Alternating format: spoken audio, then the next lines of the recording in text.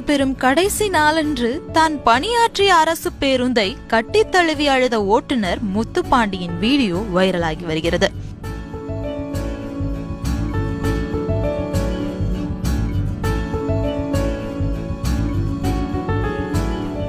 மதுரை மாவட்டம் திருப்பரங்குன்றம் தாலுகா பகுதியைச் சேர்ந்தவர் முத்துப்பாண்டி. வயது 60. இவர் திருப்பரங்குன்றம் அரசு பேருந்து பனிமலையில் ஓட்டுநராக பணியாற்றி வருகிறார். இன்று அனுப்பானடியில் இருந்து மகாலட்சுமி காலனி செல்லும் பேருந்தை கடைசியாக ஓட்டி பணியை